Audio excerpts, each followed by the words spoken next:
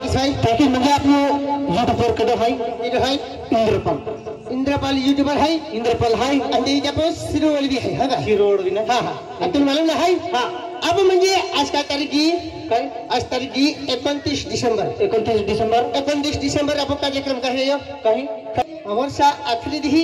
अब अंबाफली जाऊँ नौपुर तालुका बराबर फचे 1 जनवरी कहीं जाऊँ कहीं अब ककड़िया भी जाऊँ तोड़ तालुका नहीं अकलकुआ तालुका और फचे 2 तारीख अपन तालाब में जाऊँ हाँ ये लो अकलकुआ तालुका और 3 और 4 तारीख खाली है 5 तारीख कहीं जाऊँ कहीं मेंडूर तो आलो मैं तोड़ तालुका और 7 जनवरी अपन जाऊँ रमसुला क्या इंतजार की है पाल वाले संडे भी है और खटाव वाले संडे नहीं है चला हाँ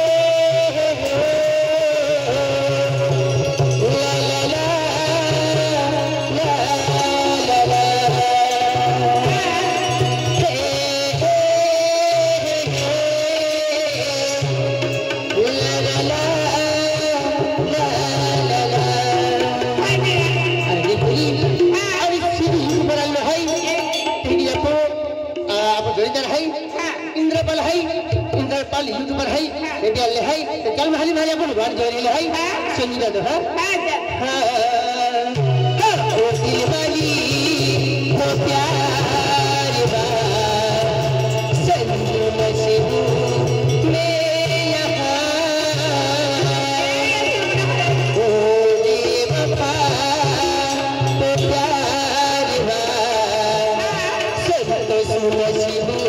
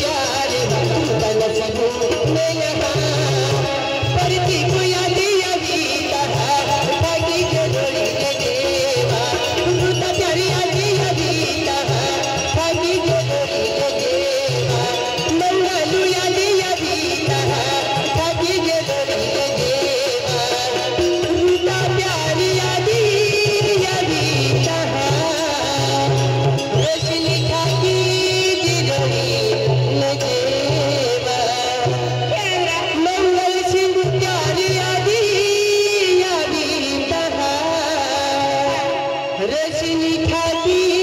जिलरी लेजेवा हां यार मैं भी याद केंद्री की चल हां विनोद भाई आपण समजा आता की म्हणजे